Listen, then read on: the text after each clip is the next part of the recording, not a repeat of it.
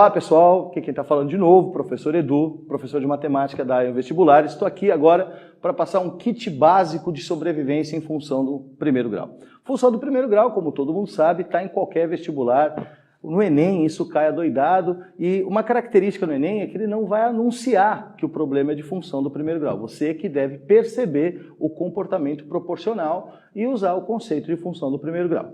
Mas o objetivo aqui hoje é o kit de sobrevivência. O que você precisa levar para o vestibular com toda certeza quando o assunto é função do primeiro grau. Vamos lá então. Primeira coisa, onde essa função está definida? Nós trabalhamos com as funções reais, então são funções f é só o jeito de falar a regra, né? A regra se chama f, e ela é definida de R em R. Ah, meu Deus, o que isso quer dizer? Só quer dizer que o domínio é o conjunto dos números reais, o conjunto de saída, e o conjunto de chegada, o contradomínio, também é o conjunto dos números reais. Então, essa anotação que aparece nos enunciados só está querendo te dizer o quê? Que não há restrições na entrada de x, tudo bem? Então, eu saio dos reais e chego nos reais. E ela tem a seguinte forma geral. Toda função do primeiro grau, definida em R, tem a forma geral, o y, que depende de x, através da regra f, é da forma ax mais b. E o que é essa sopa de letrinha? Bom, primeira coisa, esse a tem que ser diferente de zero, porque senão a gente tira a variável x e ficaria uma função constante. Então é uma função da forma ax mais b com a diferente de zero, onde esse a é a chamada taxa de variação. Mas para um conceito mais analítico, isso é chamado também de coeficiente angular. Beleza? Mas é melhor pensá-lo como taxa de variação, porque isso vai dizer como a grandeza y varia de acordo com a grandeza x.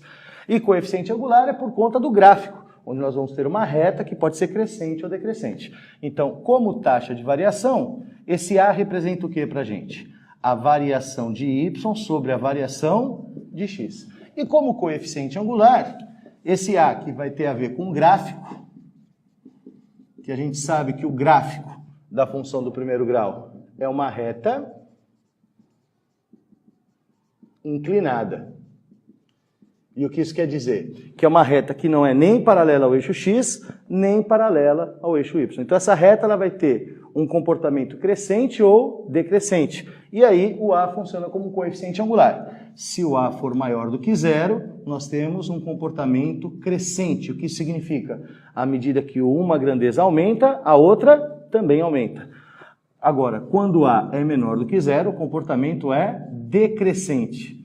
Então, se uma aumenta, a outra diminui. Beleza?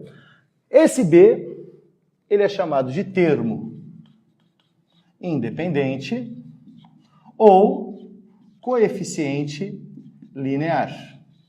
E o que esse cara indica para a gente? Ele indica para a gente o valor do y quando x vale zero, né? Ou seja, isso aqui vai mostrar a intersecção do gráfico com o eixo y.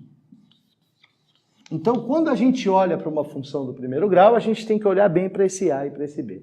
Então, por exemplo, quando eu falo para vocês, o y é igual a 2x mais 6, eu tenho que olhar para isso, e é olhando, e eu tenho que identificar os coeficientes em questão. Olhando, eu vejo que o a é maior do que zero. Então, eu tenho um comportamento de uma reta crescente. Eu vejo que o b é igual a 6. Significa que no eixo y vai passar pelo 6. Então, olhando para a expressão da função do primeiro grau, eu tenho que ser capaz de desenhar rapidamente esse gráfico. Então, eu vou fazer o quê? Olhei, eixo y, eixo x. Eu tenho uma reta crescente que vai passar pelo 6. Então, ela tem um comportamento crescente. Esse ponto é a raiz. É quem faz a função virar zero. Então, 2x mais 6 igual a zero, facinho, né?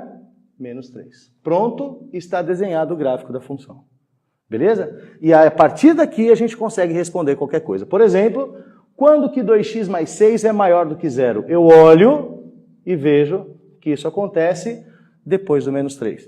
Quando que 2x mais 6 é menor do que 0? Eu olho e vejo que isso acontece antes do menos 3. Então, sabendo desenhar o gráfico da função, você responde qualquer pergunta da função. E como você desenha o gráfico? Olhando para os coeficientes A e B. A positivo, reta crescente. A negativo, reta decrescente. E o B indica onde passa no eixo Y. Beleza? Eu já volto com outro exemplinho aí para vocês. Grande abraço.